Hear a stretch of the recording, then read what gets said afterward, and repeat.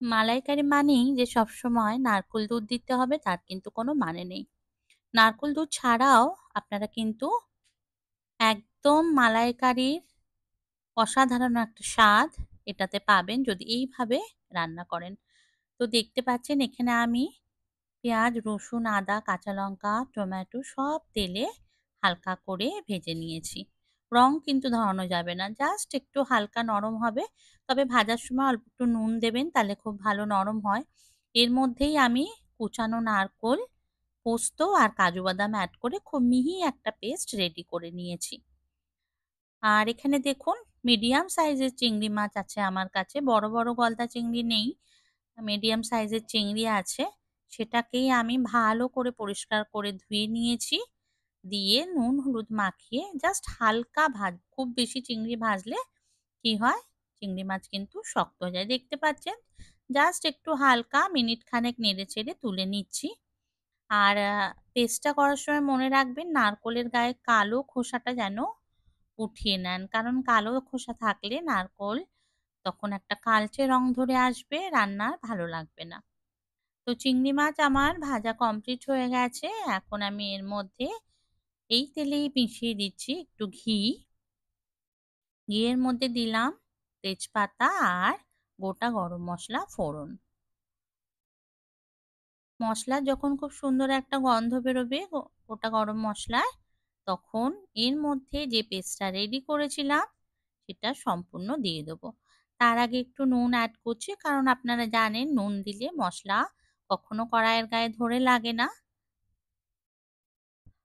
বন্ধুরা চ্যানেলে নতুন হয়ে থাকলে অবশ্যই চ্যানেলটা সাবস্ক্রাইব করবেন, লাইক কমেন্ট শেয়ার করবেন আর বেল বাটনটা প্রেস করতে ভুলবেন না। তো পুরো মশলাটা এখন দিয়ে দিচ্ছি যেটা পেস্ট করে রেখে দিয়েছিলাম আমি। এবার মিডিয়াম আঁচে এটাকে খুব ভালোভাবে কষে নেব। অল্প জল অ্যাড করলাম। মশলা কষার সময় অল্প অল্প জল দিয়ে মশলা কষলে সেটা কিন্তু খুব ভালো কষা হয়। দিচ্ছি হলুদ গুঁড়ো, জিরের গুঁড়ো, ধনের গুঁড়ো আর কাশ্মীরি লঙ্কার গুঁড়ো। ঝালটা নিজেদের পছন্দ মতন দেবেন। আমি পেস্টটা রেডি করার সময় ২ টো কাঁচা লঙ্কা দিয়েছিলাম আর এখন একটু কাশ্মীরি লাল লঙ্কা অ্যাড করছি। তো দেখুন মশলা থেকে আমার তেল ছেড়ে এসছে। এর মধ্যে এবার আমি প্রয়োজন মতন গরম জল অ্যাড করছি।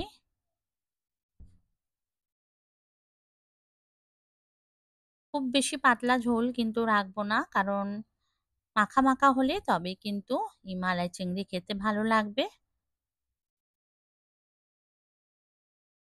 যদি আপনারা মনে করেন এর মধ্যে কিন্তু অল্প দুধ অ্যাড করতে পারেন, ভালো লাগবে খেতে। অল্প নুন দিলাম যেহেতু মশলা কষার সময় একটু নুন দিয়েছিলাম। দিচ্ছি একটা বাতাসা মিষ্টি আনার জন্য, আপনারা চাইলে চিনি দিতে পারেন। এবার ঝোলটা যখন ফুটে এসছে একে একে চিংড়ি মাছগুলো অ্যাড করে দিচ্ছি। এভাবে কখনো বানাবেন। নারকোল দুধের জন্য মনে করবেন না যেন খারাপ হবে, কিচ্ছু না, বুঝতেই পারবেন না যে নারকোল দুধ অ্যাড করা নেই। ভীষণ সিম্পল একটা রেসিপি, কোনো ঝামেলা নেই। তো অবশ্যই ট্রাই করবেন। এর মধ্যে আমি এবার গরম মশলা আর ফ্রেশ ক্রিম দিয়ে নামিয়ে নেব। তো কিছুক্ষণ ঢেকে দিয়েছিলাম। দেখুন এগুলো হচ্ছে আমার ফ্রেশ ক্রিম কিউব। যখন ক্রিম বেশি হয়ে যায় তখন আমি এভাবে ডিপ ফ্রিজে স্টোর করে দিই, তাহলে অনেক দিন পর্যন্ত থাকে। এবার গরম মশলা ফ্রেশ ক্রিম ভালো করে মিশিয়ে দিচ্ছি। আর কিচ্ছু করার দরকার নেই, আঁচ বন্ধ করে এবার ঢেকে দিয়ে যাতে ফ্লেভারটা এনহান্স হয় তার জন্য ঢেকে দিয়ে নামিয়ে নেব।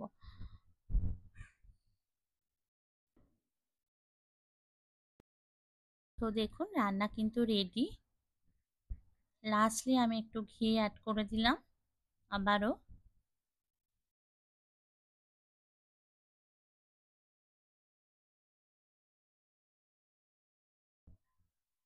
তো এখন কভার করে দিচ্ছি।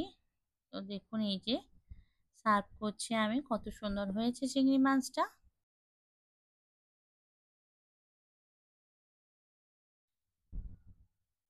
ভীষণ সুন্দর একটা গন্ধ কিন্তু বেরোচ্ছে। তো এভাবে চিংড়ি মাছের মালাইকারি খুব সহজভাবেই কিন্তু বানিয়ে নিতে পারবেন। তো বন্ধুরা, আজ তাহলে রাখছি। দেখা হবে নতুন কোনো ভিডিওতে। ততক্ষণ ভালো থাকবেন, সুস্থ থাকবেন।